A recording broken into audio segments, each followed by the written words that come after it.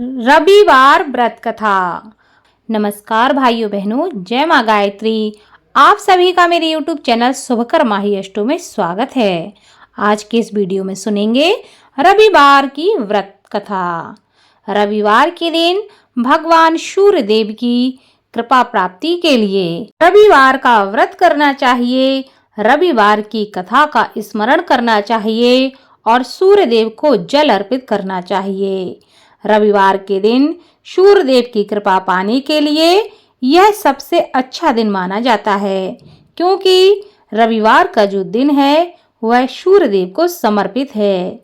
इस दिन उनके मंत्रों का जाप करना और सूर्योदय के समय उनको अर्घ देना बहुत ही लाभकारी होता है, क्योंकि सूर्य एक ऐसे देवता हैं जो प्रत्यक्ष देवता हैं, जिनको मनुष्य अपनी आंखों से देख सकता है, जिनका दर्शन पृथ्वी पर कहीं भी रहते हुए किया जा सकता है। सूर्य देव अपने भक्तों के सभी कष्टों को दूर करने वाले हैं।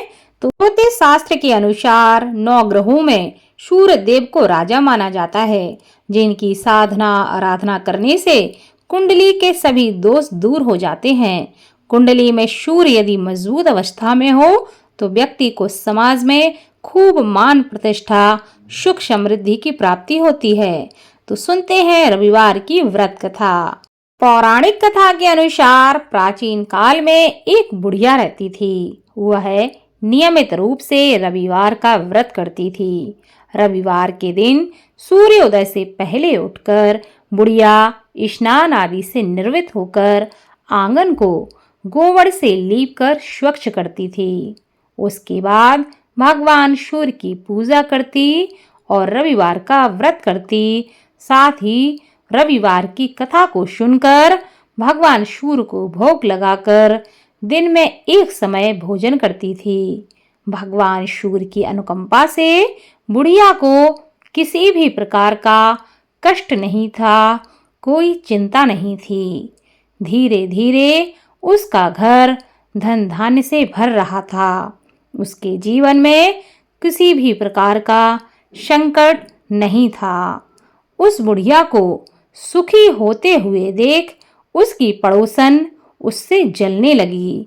बुढ़िया ने कोई गाय नहीं पाल रखी थी, अतः वह अपनी पड़ोसन के आंगन में बंधी गाय का गोबर लाती थी। उसकी पड़ोसन उससे जलती थी और जलनवश उसने सोचा कि मैं अपनी गाय का गोबर इसको नहीं दूं। पड़ोसन ने ऐसा सोचकर अपनी गाय को घर के अंदर बांध दिया। रविवार को गोबर न मिलने से बुढ़िया अपना आंगन नहीं लिप पाई। आंगन न लिप पाने के कारण उस बुढ़िया ने भगवान सूर्य देव को भोग भी नहीं लगाया और उस दिन स्वयं भी भोजन नहीं किया। सूर्यास्त होने पर बुढ़िया भूखी प्यासी ही सो गई।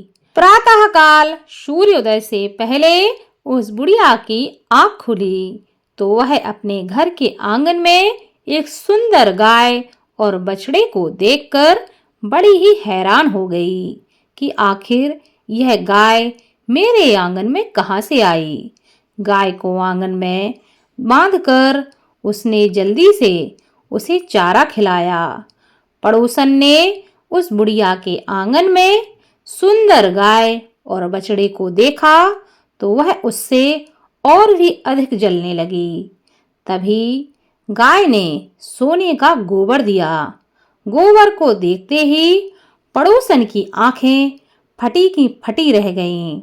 पड़ोसन ने उस बुढ़िया को आसपास ना देखकर तुरंत ही उस गोबर को उठाया और अपने घर लेकर भाग गई तथा अपनी गाय का गोबर वहां रख आई, ताकि बुढ़िया को यह पता ना चले कि उसकी गाय सोने का गोबर देती है।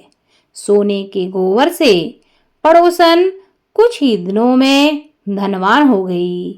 प्रतिदिन वह यही करती कि अपने गाय का गोबर पड़ोसन की गाय से बदल देती, ताकि बुढ़िया को पता ही ना चल सके कि उसकी गाय सोने का गोबर देती है। गाय प्रतिदिन सूर्योदय से पूर्व सोने का गोबर किया करती थी और बुढ़िया के उठने के पहले पड़ोसन उस गोबर को उठाकर अपने घर ले जाती थी।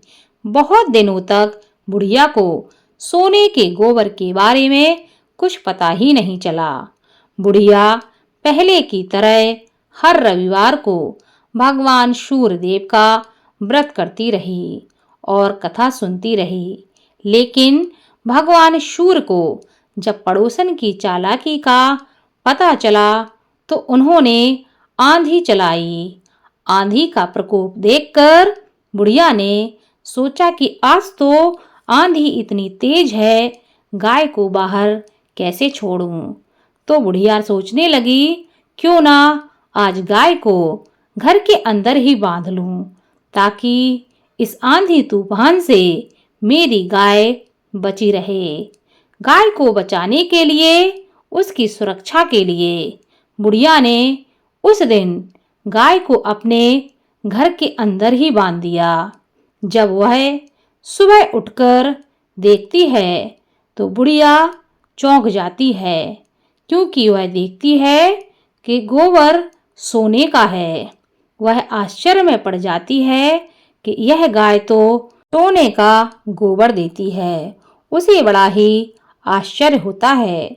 उस दिन के बाद बुढ़िया प्रतिदिन गाय को घर के अंदर ही बांधने लगी। सोने के गोबर से बुढ़िया कुछ ही दिन में बहुत ही धनी हो गई।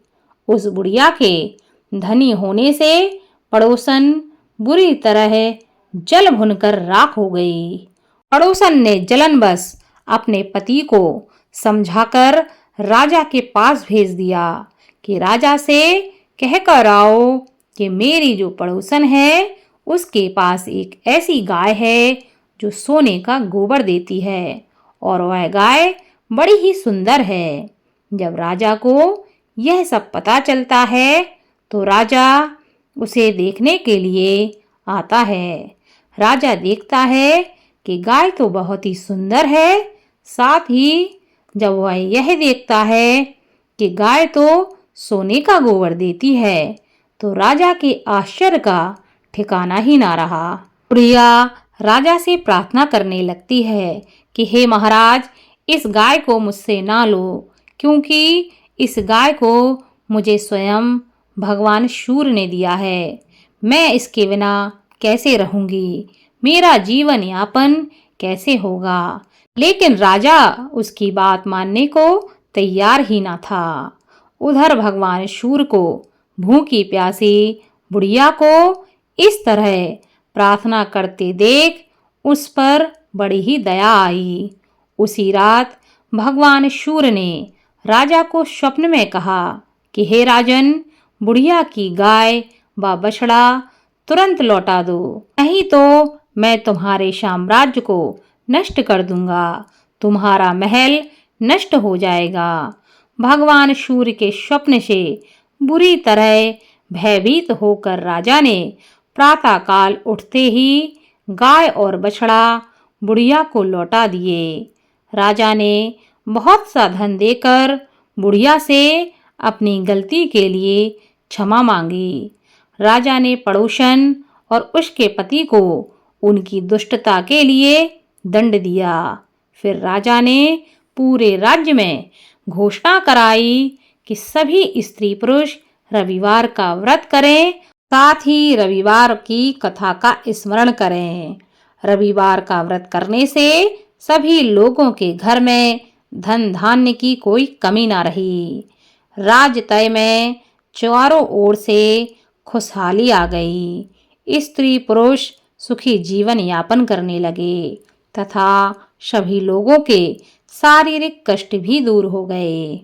भगवान सूर्य की कथा सुनने का तथा सुनाने का विशेष महत्व शास्त्रों में बताया गया है। जो भी लोग अपने जीवन में मान सम्मान प्राप्त करना चाहते हैं, प्रगति चाहते हैं, उन लोगों को रविवार का व्रत अवश्य करना चाहिए। रविवार की कथा को अवश्य सुनना चाहिए तथा रविवार के दिन भगवान सूर्य के मंत्रों का जप अवश्य करना चाहिए। साथ ही रविवार के साथ साथ अन्य दिनों में भी भगवान सूर्य को प्रतिदिन जल जरूर चढ़ाना चाहिए। ऐसा करने से जीवन में सुख संपदा की कमी नहीं रहती, जीवन में प्रगति, मान सम्मान की प्राप्ति होती है। बोलो भगवान सूर्य की जय।